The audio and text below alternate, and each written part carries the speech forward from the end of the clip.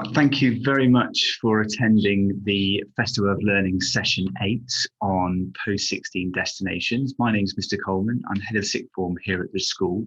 And over the next 20-25 minutes, I'm going to talk you through Post-16 Destinations. It's going to have three kind of phases to it.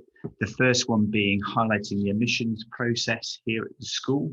So as you can imagine, over the course of the last few weeks, just before half term, I had a number of conversations with students. So I'll take you through the insights of that sixth form application process. The second phase of that, if your son and daughter isn't interested perhaps in attending a sixth form and doing an academic route, well, we'll look at and highlight apprenticeships and traineeships and explore the different opportunities that you can go through from there.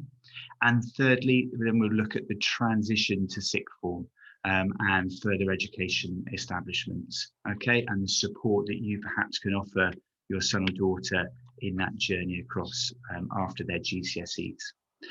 So you'll notice that there is a question and answer function on this webinar, just at the bottom there. So if you do have anything that you would like to record and say to me, just put it in the question and we'll come to that at the end. If it's more personal to your son or daughter, still place it in and then I can answer it over an email later on. Okay, so let's make a start today.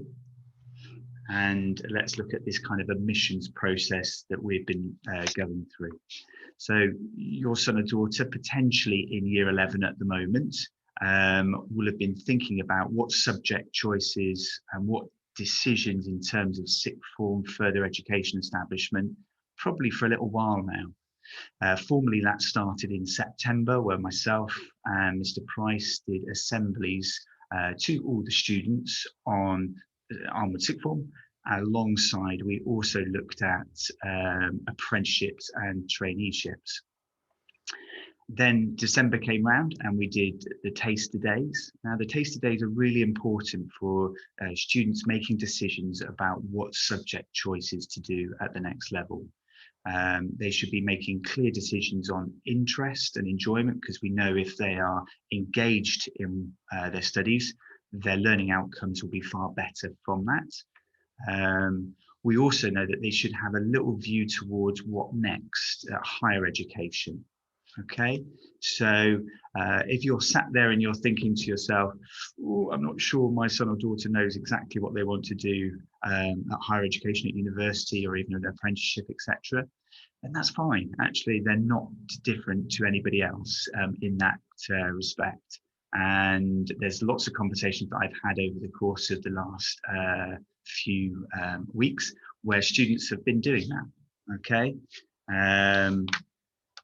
So the next part of the admissions process is that you go past the December point and we hit a lockdown phase, didn't we? The admissions deadline was in for sixth form. And then I had 120 students that have applied to sixth form that I went through an interview process. And it also kind of gets you thinking about the other 60 perhaps that haven't applied and what their routes are going to be again from September. So when we looked at the telephone interview, obviously I'm checking that their subject choices match up closely with their kind of higher education plan that they want to go on to do. Do they match the interest of what they want to do? And then secondly, are they right for the course? So when you're kind of thinking, are they right for the course and do they match that? Each conversation I have with the students, I have kind of two thoughts in my mind. And are they suitable for studying that level 3 qualification? So what does that entail? Either that's A levels or BTEC qualifications. So what we're expecting is students to have achieved 5 grade at level 5 and above. So I suppose in old terms, that's C's and above. Okay, so if they've put down things like maths or the sciences or computer science or MFL, then we're expecting a grade 6 or above. And it's important to stress, so why do we set it at those particular target grades for them, is that I have a number of students when they come to me in September, October time, say, oh, Mr. Coleman, you know, why didn't you tell me this course was so difficult? And actually, it's about setting them up and making sure that they're on the right course. And we know if they're going to get a level 5 in geography to go on and study geography, they're going to be best placed to be able to meet the demands of that course. Okay. Like I said, here within the school, we have probably a number of students that I interviewed that their current grades, based on their mocks, were probably a little bit lower than that at that stage, maybe 3s, maybe 2s, but their final target grades were 4s and 5s. Now, for each of those cases, what I tried to say to the students was, look, having the sixth form as a good plan A option is a really, really positive move. Okay, so keep working hard over the next 2-3 months, work hard to get those grades as high as possible. Past that point, if they didn't get to quite those 4s and 5s, which they were after, have they got a plan B? And that's what this kind of slide represents, really. Okay, and it's the plan Bs and those conversations that we were going to explore. I was also conscious when I was speaking to the students that I didn't have the parents there, like yourselves, to be able to you know, just help them with the support of that. So what I did is I made sure that their tutors knew, and I also copied in Melanie Bennett. Now you can see here that that's her email address, and she is the careers advisor here at the school. And again, there should have been a courtesy call after that by Melanie Bennett in a follow-up just to say, look, can I help you with this plan B, and what are you thinking that might be? So let's look at a couple of those plan Bs and what that could look like.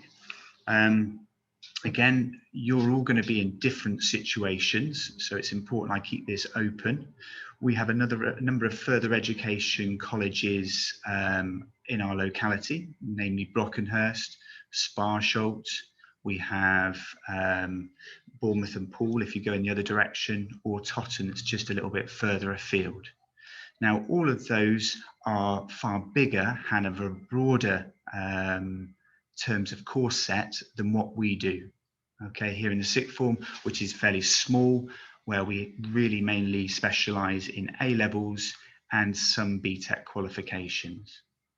What also the further education colleges will provide is a number of level 1 and level 2 courses where students can access that course and then develop onto the level 3 courses, which are equivalent to that A level and BTEC qualification. So it's just a kind of another route, and it may take a year longer, but to get to that same end point. Okay. Some of the other questions I was also asked was about GCSE maths and English. So if a student got, let's say, for example, a good number of grade 4s, but didn't quite get their GCSE maths over the line, but they wanted to go on and study more humanities-based subjects and English-based subjects. Well, what I said to them was that, look, you will be offered a place here within sixth form, okay? And each conversation I will have with you in the summer based on your grades. So please always ask me. There is an opportunity to resit GCSE maths or English with us here. It will be an additional 2 lessons on your timetable, and then the exam to follow in either year 12 or year 13. Okay. I suppose if it's a broader pathway, so in other words, you've got a number of 3s or 2s on your profile by the end of the academic year, then that's the time to think about, okay, are level 3 courses right for me? And that's where we kind of put in place that plan B. And it's much better to act on that now in March time, where places are available, than in August, late August, September time, where places have less availability. Further education colleges are still accepting places. Now, I know a number of you are also thinking outside the realms of academic qualification. So whilst we just touched on that, let's go on to this next slide just in here, which is the kind of vocational routes after GCSE. It must be stressed that all of these routes that are just on the screen now are attached to further educational routes. Okay, you can see here that you've got MVQs. You may be familiar with MVQs. They're more vocationally based. They're practical, hands-on, where you will spend more time with employment and getting the hands-on necessary work experience that you need. Note the number of passes that you'll need. So they're 5 GCSE passes and above, and these are generally 2-year courses that are level 3. Again, further education establishments will put on level 2 and level 1 MVQ courses for students to build up to that. You have another form of BTEC apprenticeship, and this is different to the BTECs that we offer here within the sixth form. These again are more work related, so students will spend time off-site learning and making sure that their skills and their experiences that they have are as broad as possible to help them with that next steps of what the career path they want to go into. Again, generally these are 1 and 2 year courses. I've advertised and looked on here at advanced level 3, but again, at further education establishments, you will find it'll be level 2 and level 1. And then you've got traineeships, which is a broader term, which I'll explain a little bit more detail in a second. But again, these are generally smaller blocks of placement, not paid, that are set up by companies rather than trainee providers. Okay, let's look at this next stage then and finding out what an apprenticeship is and how you can access them. All right, so all apprenticeships include elements of on-the-job training. They meet specific needs of the employers and leading to industry recognised qualifications. They're across a diverse range of subjects, varying from administration through to retail, manufacturing, IT, construction. You know, often the question I'm asked is, well, how much would you be paid as an apprentice? Well, based on the 2019 April guidelines, it's £3.90 the students will be paid. And that same applies for apprentices that are over 18 and under 19 in their first year of their apprenticeship. That will be their pay as they go through. But what happens is, as they move through their apprenticeship, they're then entitled to the minimum pay, and there is different grades of apprenticeship, as you can see here. So I suppose if you were looking at your son or daughter and looking for an apprenticeship, you'd at the post-16 level, you would be looking at the intermediate qualification, so the intermediate apprenticeship, and that's where that's advertised. If you're listening today and you are currently in the sixth form, okay, then you would be looking at the advanced level apprenticeship on there, okay. The best place to access some of these apprenticeships and to look what's out there in a locality, which I've had a look at this morning, is through the apprenticeship website. Now, this presentation I'll email across to you after we've completed the webinar, so you can actually click on it and go through to this website and explore for yourself. But when I did it this morning, I put in the Armwood School postcode, and then I put a 10-mile radius, and then I left the fields completely open. And what I found in there was there were 27 apprenticeships that were live locally, okay? And they ranged from things like hairdressing, social care, customer assistant, optical care, construction worker. So there was a number of different fields in there. I was quite pleasantly surprised. And these were all intermediate apprenticeships, so those students that are leaving at the end of this summer. I know Mr. Emmix has been asked a couple of questions regarding when can you start apprenticeships? Well, the advice that we would give in the school that their level 2 qualifications, i.e. their GCSEs, are very, very important. So whilst applying at the moment is a good idea, taking the apprenticeship would be from the point where their GCSEs have finished, and we will hopefully receive more guidance on when that will be very, very soon when we write to you. So this site is very good and worth definitely exploring as a first port of call. I suppose the next thing I wanted just to explain and look through to you was, what is a traineeship?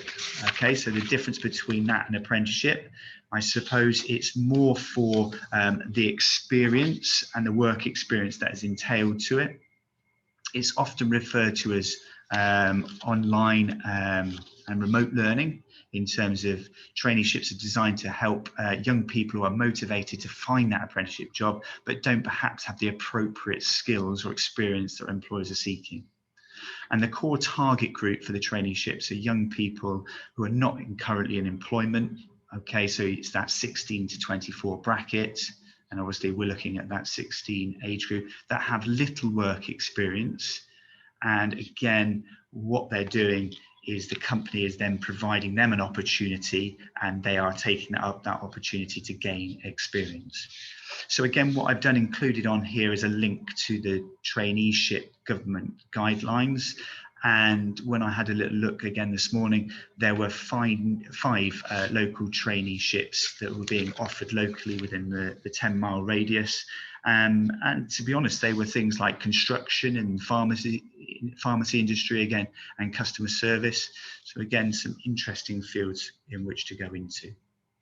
So just to summarize that, we've got kind of three areas. If your son or daughter is thinking post-16 education in a further education establishment, you've got an academic route, the A-levels and your BTEC routes. And again, we offer a number of them here at Armwood 6th, as well as the further education establishments locally will all offer those alongside there. There is apprenticeship routes. Now, apprenticeship is training that is on the job, as well as training in the college setting. If you didn't get your GCSE English and Maths, well, the training provider that is working alongside the apprenticeship company will offer the GCSE English and Maths alongside that. Is a national requirement that students continue doing those two qualifications until they have the grade 4 and above, until they meet 18. Okay. So the final part of the presentation today, what I was going to look at was the transition into sixth form, maybe here, or into any further education establishment. Okay, I suppose my key motto would always be being prepared is really key to setting them up to what they want to do next. And how they can be prepared is what I'm going to take you through over the next few slides. For them to take responsibility, they're reaching at the age now where they're starting to think about what next, and encouraging them to be proactive in finding out what they want to do. So if they're still saying to you in a year or two's time, oh, I'm not sure what I want to do, they need, all right, to get out there and start to think about that process. And really, sixth form is there to support them to do that. There's lots of opportunities there through the school to do that. And finally, it's managing that independent learning. They will find they have a little bit more time to structure, and how we do that and support them is important, especially within a sixth form. They will provide additional structure if they go off to further education establishment. That's far more independent, and they're expected to do and manage their own time as they move through. Okay. So what we've done here as a school is provide and set up a learning platform. I'm sure you're very familiar with Firefly over the last 7-8 weeks of lockdown. So on Firefly, again, this is a linked presentation, so you can click this and go straight through to the relevant site. Students can access subject transition material. That's a really good opportunity for them to look and find out what actual lesson material looks like, how the particular topic areas, the level of it, and get them into the thinking behind, you know, what this subject is really about. We will encourage the students from post GCSE, so from about May, June time onwards, to start accessing this site and having a look at what next. Alongside that, we've got a tutorial program on the site. That's a 9-week program that follows independence, setting targets, giving yourself a goal, which really again leads them up to that September start point. Mr. Erickson and his experienced tutor team will be telling the students this again in May, June time, and again it's an opportunity for them just to work through that remotely and making sure that they've got those skills. It's a part of being prepared. Within the tutorial settings, there's lots of good videos in there as well that are interactive to make sure that they are well supported. I put this slide in on virtual work experience. Now, it struck me when I was writing the presentation that your son or daughter potentially missed out on any work experience in year 10 because of COVID. And actually, it is a really important part of them making their decision about what next. Okay, there are lots and lots of virtual work experience placements out there currently. I think companies have really stepped up to provide different information about that, especially if they're thinking about going in the medical or veterinary areas. They're going to need work experience for whatever they want to go and do. So again, in the page that I'm going to show you next, there is lots of slides and information of sites that you can access and go on to see the different experiences that they can come up alongside. Okay, in the Firefly page, there is one more section on there about supporting you as parents. These 3 guides, I think, are fantastic. They are really, really good. Studying for GCSEs is more about how you can support them at home with managing time, making sure that they're prepared, especially at the moment in terms of their mental and health well-being. There's some really good ideas on what to do. This was published, as you can see, in January 21 with this year group in mind. This careers booklet just in here, again, it takes you through the process from start to finish, as this book does, the Infinity Choices and Beyond, from year 8 through to right to doctorate, on what the process is that you have to follow as you go through. So again, I would well recommend these 3 journals and books on the screen here. Again, you can access them from the Firefly page. Okay, so that's kind of concluded our talk and the webinar and the bits I wanted to get across to you. I'm just going to have a look now and see if there's any question and answers from that. So there's no questions at the moment. If you do have a question that you want to put on, then please feel free and I'll do my best to answer it. But if there's no questions, then thank you ever so much for attending. I hope you've got out of it what you needed to. You have my email address, and I look forward to working with your son or daughter in sixth form if they've applied. Okay, many thanks.